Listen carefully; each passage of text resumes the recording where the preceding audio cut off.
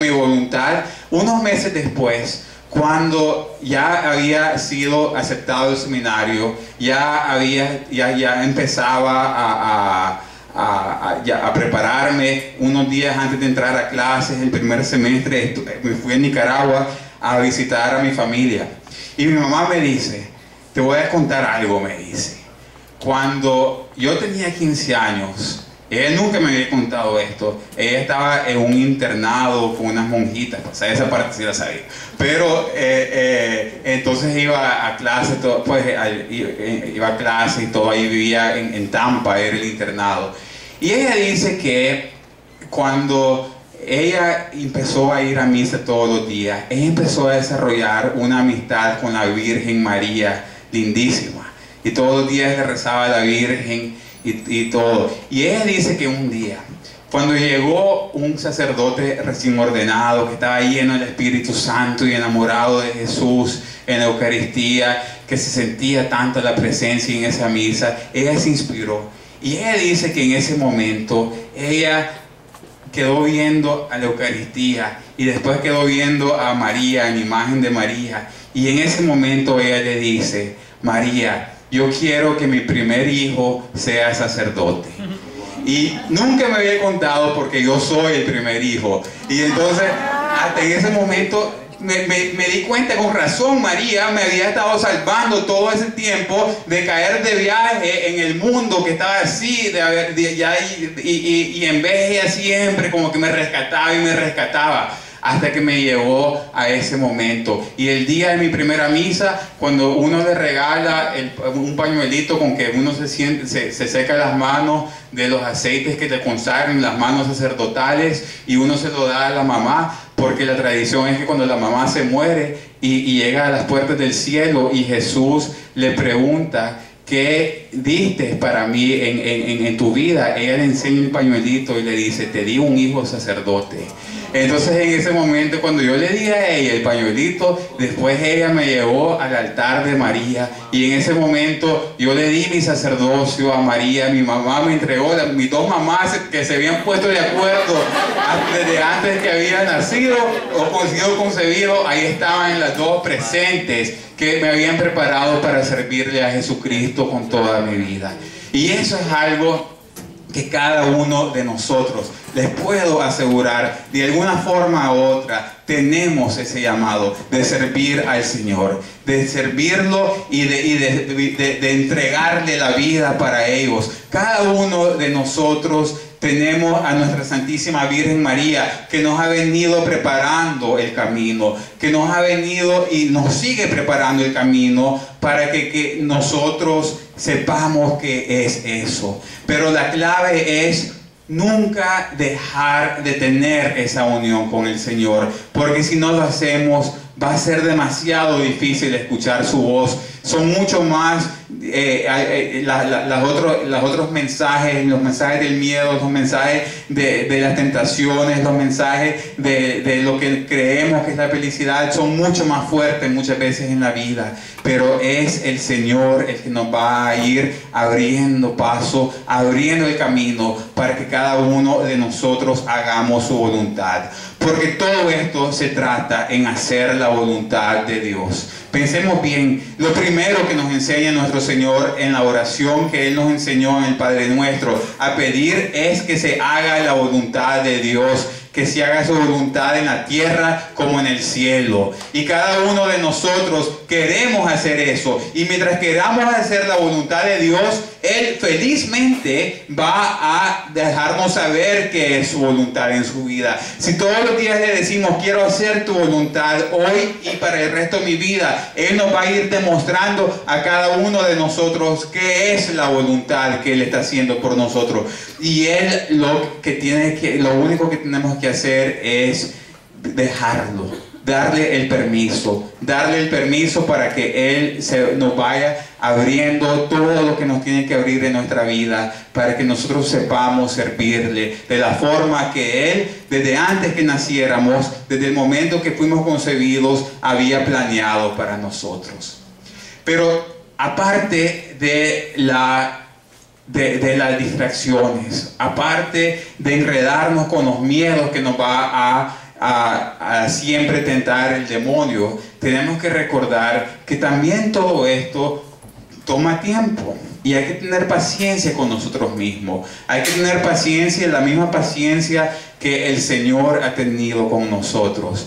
Porque nosotros tenemos que recordar que no, así como un niño en el vientre va naciendo y va creciendo y creciendo, así también nosotros vamos creciendo en nuestra vocación. Y no es fácil, y hay días que van a ser difíciles, y hay días que no vamos a comprender, y hay días que vamos a creer que nos equivocamos, y mil cosas más. Pero tenemos que saber que con el tiempo la vocación se va desarrollando y que no es de un día para otro. Es cierto que hay veces hay personas en la historia que le han pasado eventos que de un momento para otro todo como que les hace sentido. Pero para la mayoría de nosotros es algo que día a día, y es algo gradual, y es algo que tenemos que hacer con fe, sabiendo que si hoy no podemos, si el Espíritu Santo nos ilumina, algún día vamos a poder. Yo me acuerdo cuando yo empecé el seminario, después de todo eso, obviamente todavía había en mis momentos que me daba nervios ciertas cosas. Y una de las cosas que más me daba nervio a mí era cuando me tocaba estar de monaguillo en el altar. Porque en el seminario como que sentís que todo el mundo te está viendo, que si estás haciendo bien todo, en el sentido que si llevaste, que si pasaste el vino bien, que si, todas las cositas que la verdad que no se fijan mucho. Uno cree que tienen binoculares todos los sacerdotes ahí y te están viendo cada pasito. Y algunos la verdad que pareciera que sí lo tienen porque se fijan en todo. Pero yo me acuerdo que yo padecía de un problema que ahora les digo en humildad, que cuando me tocaba servir me ponía nervioso, y cuando me ponía nervioso me ponía a temblar. Entonces me agarraba como tembladera. Y qué combinación más horrible, ¿eh?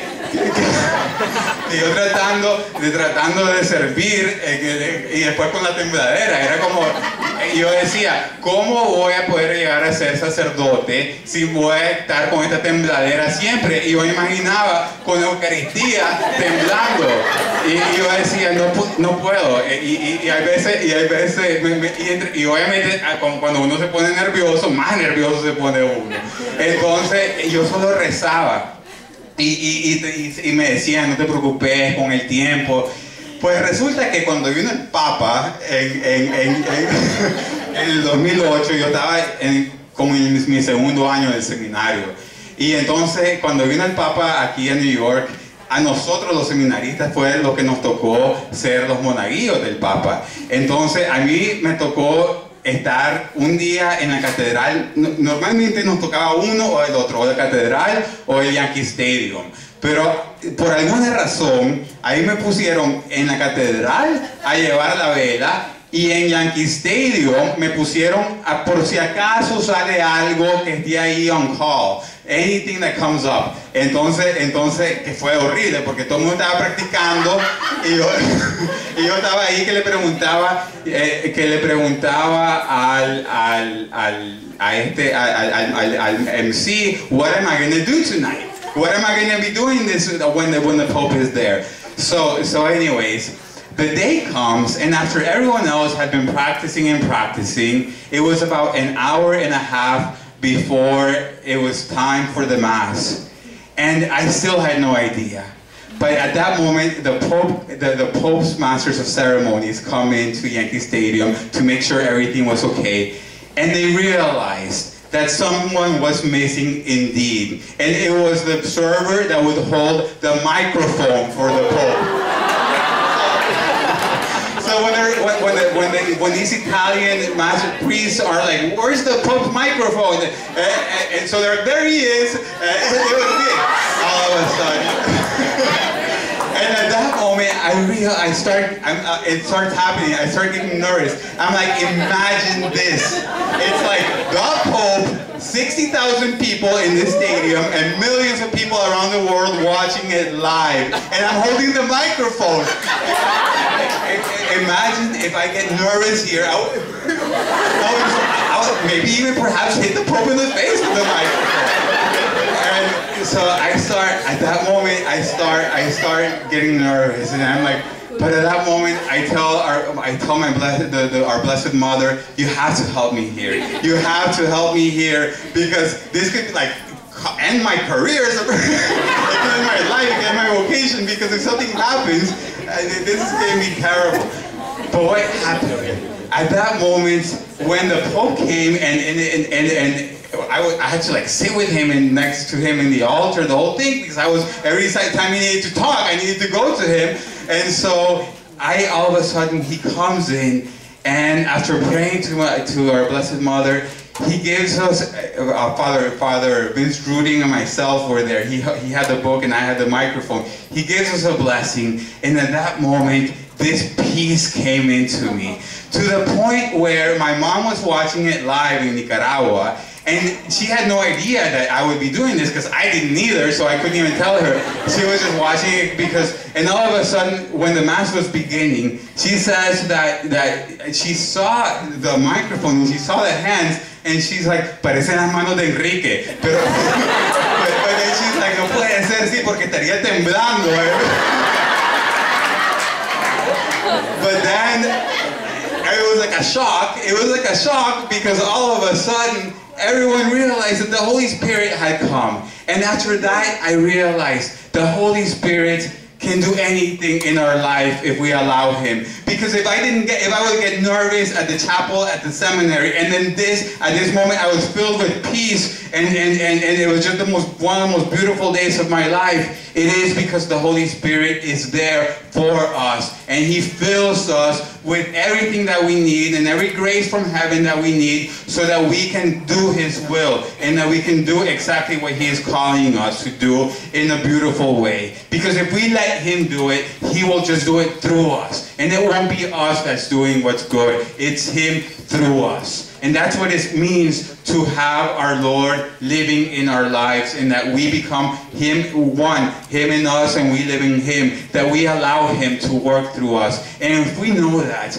we can be at peace, because we know that whatever He will call us to do, whatever our vocation will be, whatever way in which He will serve us, we must know that He will illuminate us, and He will give us every grace to do it well. So we thank God for our vocation, and we thank Him for the plans that He has for each and every one of us. And so the key to remember is that we do it in peace. We do it trusting Him. We do it trusting in the love that He has for us. Me están diciendo que tenemos 10 minutos, entonces si alguien tiene preguntas de lo que sea. ¿Ah? After that, we'll do the Q&A. Oh, okay. No, that's fine, because sometimes the questions can lead to discussion. So, do we have any questions that? Well, I try to be discreet.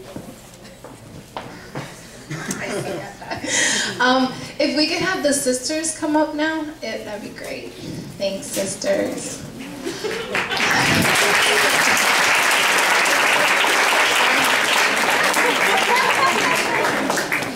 So what we want to do is to give you the opportunity, if the ladies here also have a question on discernment to the sisterhood, to the religious life, the sisters here are more than willing. I'm telling you, they're more than willing. Are you more than willing? More than willing. More than willing to answer your questions. And Father Enrique will also do it. And luckily, they're all bilingual.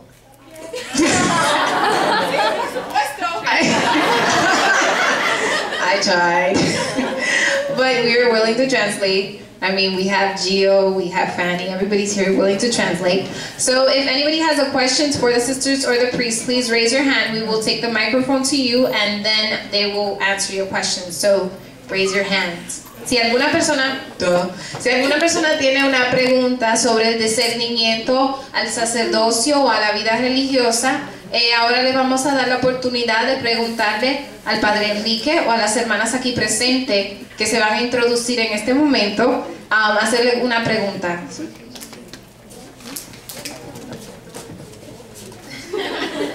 I'm Sister John Paul, and we're Franciscans of the Renewal, so the sisters to the brothers.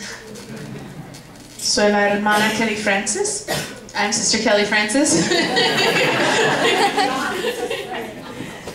Okay, thanks, sister. So, okay, pregunta. Ya voy. this is a great forum for young people to actually see that wonderful talk you gave us. That was amazing of your experience. And to see the young sisters also. And that I think is amazing. Is there a place like this? And I know that not every time is this type of forum, that when we have an availability to bring young people, that we are able to, so that they can know about these vocations, such as what you just did today. Okay. Is there something? So we'll do it for the priesthood and then for the religious life, okay? We can definitely plan, and the more that we plan it, the better. So for example, one of the things that we do at the vocations office, and many times we do it with the sisters and with the friars and with other orders, is that we, like the Sisters of Life and everything, is that we have events for vocations. And so something that's a beautiful thing, and I encourage all of you to invite us, just give me a call, to have one in your parish, is to have a holy hour for vocations, and then followed by a panel of discussion where we can be up there and everyone can ask all types of things about vocations. And it's something that's very powerful and beautiful, and we've done it in many parishes, but we need your help to do it, because there are many things in the planning that can only be done at the level of the parish. So for example, a couple of months ago we had one in Freedom Martyrs. That was an awesome night. And there are other places too, like all over. So if any of you in your parish want us to plan something, that'd be awesome. Just let me know. Y sería una gran bendición. Yeah, nothing real specific. I think a couple things just to keep in mind. One would be to just get involved with religious communities, be at their things. We have vows during the year. We have different events that are going on during the year, which you can hear about through the brothers and sisters, or other communities have such things where everyone's invited, and it's just a time to be with other religious and speak with them. So that's one possibility. One thing that did come to mind too, there is a group of priests called the Fathers of Mercy, and they put on family vocation days, and there's one, I think, per year, just a little north of us, maybe an hour north or something like that. So just maybe to Google it or something, Fathers of Mercy, and they put on, part of their work is to do these vocation days specifically for families, so parents can bring their children, young people can go, and you can just, there's a lot of religious there, go and speak with them and be with them, so. Do you want to translate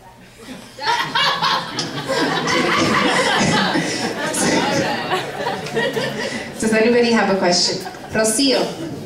Oh, I'm coming to you. Thank you.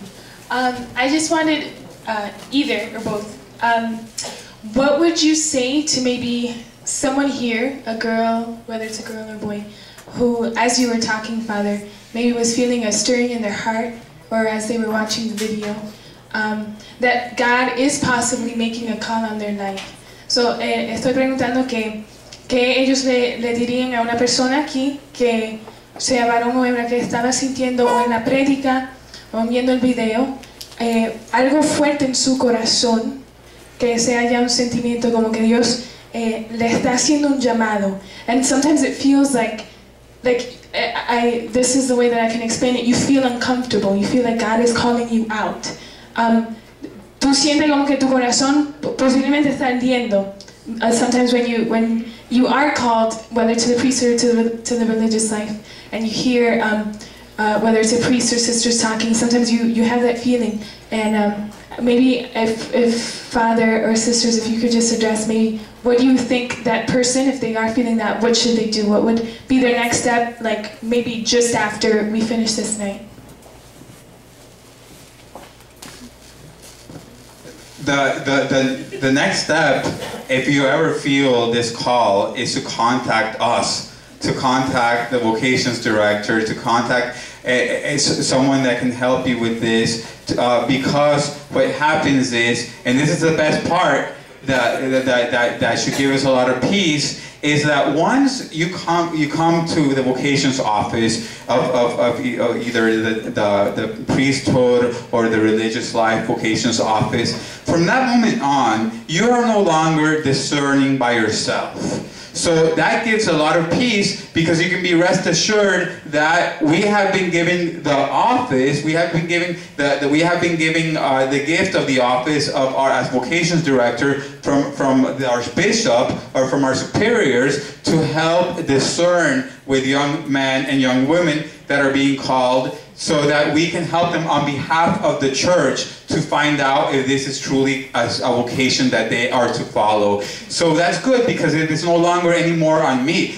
Now we do it with the church, this discernment, this thinking. So if anyone today or whenever feels a call, I feel that you may be getting called to serve in this way, what you do is that you contact us. For example, with me, it's pretty easy. You go on the website nypriest.com, and you'll see all the information that you need there. You'll see my numbers, everything, and then you just call me up and we'll set up a meeting. And then there's retreats throughout the year, and we'll start talking. And it's very simple. It's actually a great part of the whole process. Or any, if say you're a sister, you just ask your priest, ask anyone, and it's simple enough to put you in contact. So then we can start the conversations. But then we know that it is with the church that you are discerning, and that gives you a lot of peace. Una otra cosa. I'm going to say it in English, and I'll give you like a brief version in Spanish. I would say keep praying. The Lord put something on our hearts, and if it stays on our hearts, it stirs in our hearts. And so just keep asking the Lord, reveal it to me, show me, show me.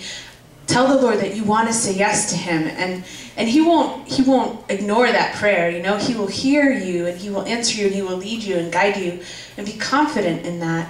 And also, I'd say look for a good spiritual director, someone who will walk with you.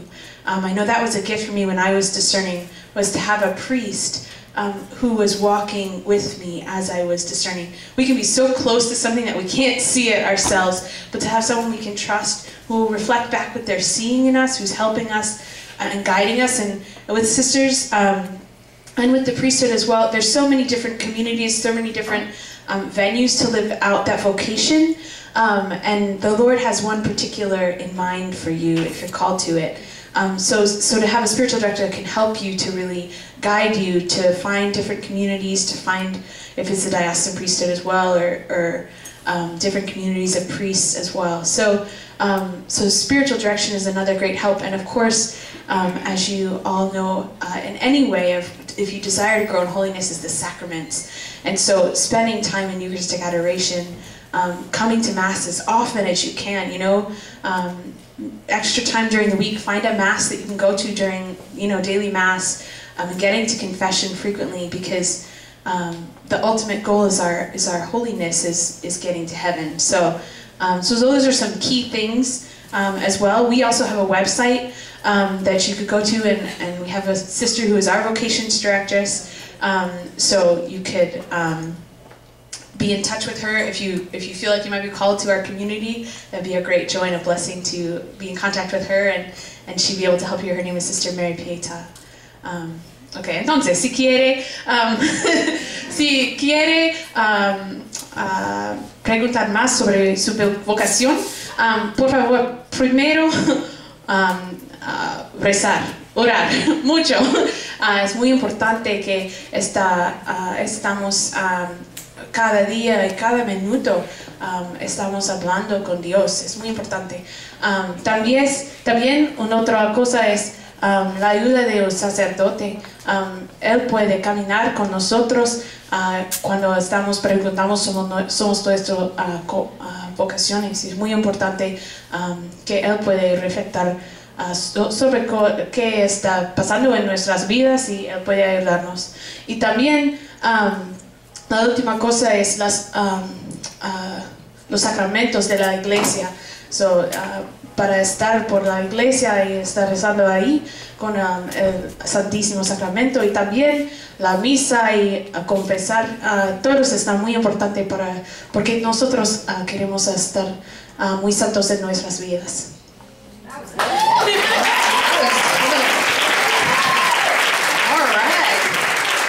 Okay, una última pregunta, one last question. Última pregunta, Gio.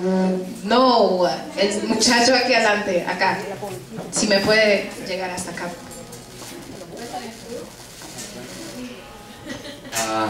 Buenas tardes, mi nombre es Adrián. Mi pregunta es, ¿qué tiempo, o sea, Dios te da un tiempo del llamado que te da? Porque ya he tenido un año, por decir, y siempre está el llamado y siempre está el llamado, pero como que lo he ignorado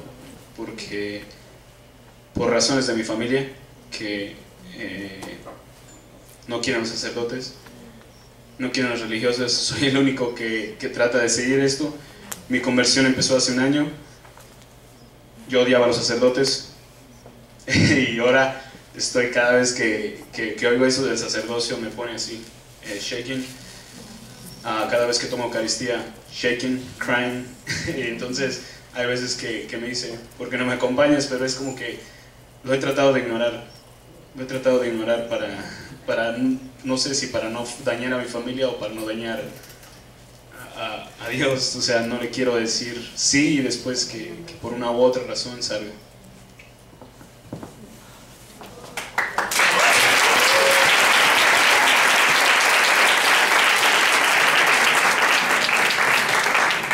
Bueno, primero que nada te felicito que ya estás escuchando la voz de Dios.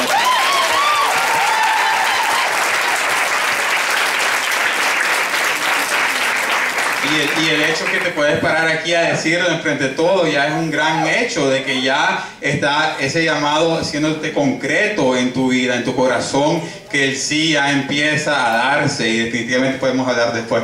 Y en cuanto a la familia, hay que recordar de que sí, la familia es importante. Y sí, honrar al padre y madre es un mandamiento, pero antes de ese mandamiento es honrar a Dios sobre todas las cosas. Y tenemos que recordar que lo ponemos en sus manos, porque si Dios es más generoso que nosotros mismos. Y Dios, si nos llama, Él no solo nos va a llamar y después poner un montón de expectativa y un montón de presión sobre nosotros sin ayudarnos. Él nos llama y Él nos va a ir ayudando en todas las formas. Él se encarga de todos los detalles. Él se encarga en todos los aspectos que tienen que irse moviendo para que esto se dé, si es su voluntad. Y una de las formas que no sería el primero ni el último, que tiene que la familia no quiere eso, pero ahí vas a ver que si llega ese día, los que más van a estar entusiasmados, los que más van a estar llenos de lágrimas y alegría, va a ser tu familia el día de tu ordenación, porque el Señor va moviendo los corazones, va convirtiendo, y Él así de la misma forma que ya te pasó a vos, que te pasó a ti, que hace un año al decir que todavía tenías eso, le puede pasar a ellos también. El Señor cambia los corazones, y si le das ese testimonio con tu vida de que se la puede entregar al Señor, y ellos ven, así era antes y ahora verlo, y si Él puede hacer eso con Él, lo puede hacer conmigo, es la mejor inspiración que le puede dar a la familia, y más bien después ellos van a ser los más felices y los que más te van a apoyar en este mundo. Y después hablamos. If the sisters maybe have something to say to maybe like a woman who would have that same kind of stirring feeling, I don't know.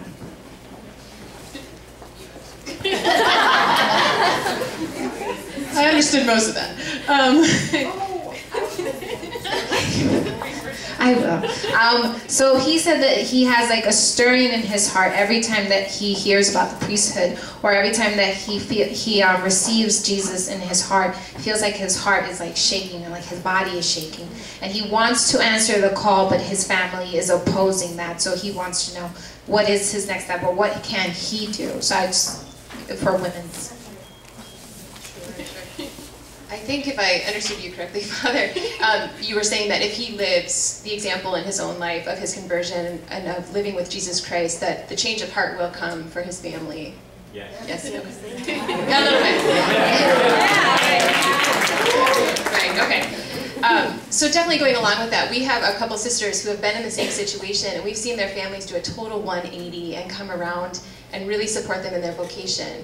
At the same time, they took those steps without their family being behind them.